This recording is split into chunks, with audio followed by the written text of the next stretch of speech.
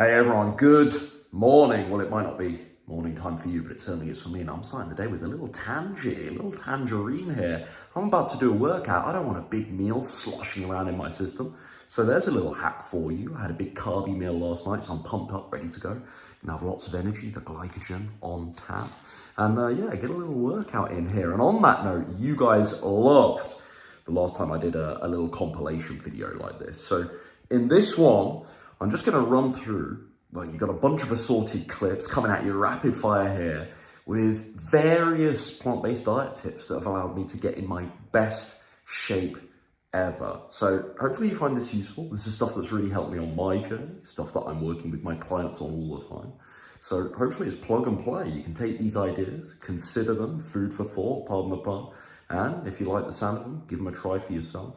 I think it'll really help your results, both on and off the scale.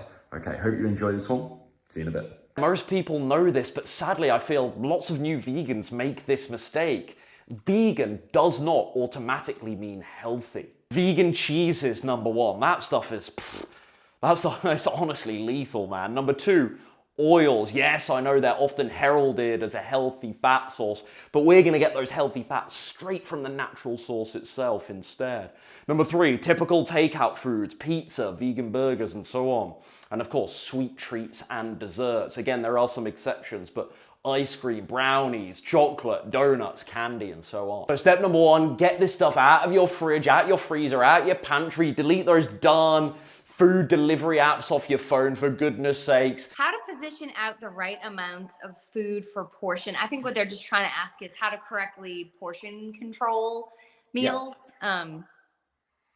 Yeah, so I have like kind of a basic template for this that is very generalistic. So this shouldn't be taken too literally. It will need some modification and adjustment, but I kind of like this idea of 1 cup of cooked grain, half a cup of beans or lentils or other legumes, 2 cups of veggies, and then a small fat source.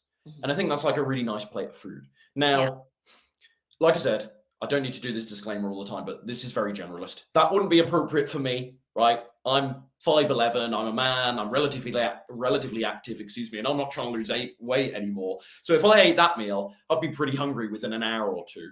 But knowing my audience, knowing your audience relatively well at this stage, that's going to be quite a good template to start with. There are 2 reasons why you're gaining weight or certainly not losing it on a plant-based diet. Number one, you're not in a calorie deficit, probably because you heard that you didn't have to worry about calories to lose weight when you're eating whole foods. Number two, you are actually in a calorie deficit some days of the week, but it's not nearly consistent enough to have any major breakthrough on the scale. You can fix both of these problems by finally understanding and respecting the role that calories play in weight loss, whether you like it or not. And that doesn't mean that you have to count your calories every single day. I certainly don't, but once in a while, you might need to monitor how many calories you're consuming, make some reductions from there, and then stick with that revised plan long enough to actually fairly test if it works or not. You can reduce your calorie intake slightly simply by, number one, reducing your portions a little bit.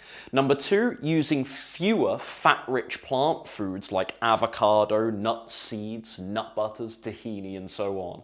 Or, number three, simply reducing the amount of snacks you're eating per day, even if they're healthy snacks. And this is the bread we're using. I appreciate this only applies to those of you in the UK. This is from Waitrose. This is a rye and wheat dark sourdough bread. It's actually not my usual. This is my kind of backup plan, let's say. I usually like the Burtonnet bakery range, if you're familiar. If you happen to be in the US, the Ezekiel and Dave's Killer range are pretty decent options, especially Ezekiel. If you're anywhere else in the world, excuse me, you're looking for whole wheat rye or sourdough breads with minimal added ingredients. I'd actually let myself eat out once per week.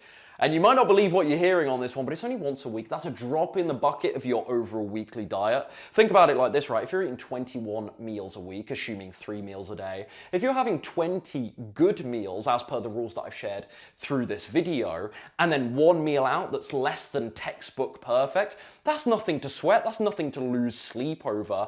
That 1 meal isn't going to make or break your success at a 1 to 21 ratio, if that makes sense. But the rules for me would be very clear. There'd be no booze and to be no desserts. I just get that one meal out per week. And that will give me some sense that I can actually maintain a really effective weight loss structure that brings results on the scale every week, but also at times a bit of fun and a bit of rule bending, and a sense that, no, I can actually make this a practical lifestyle for me over the long term whilst I'm losing weight. So I hope you found that useful, folks. I'm about to go and enjoy my little tangy here.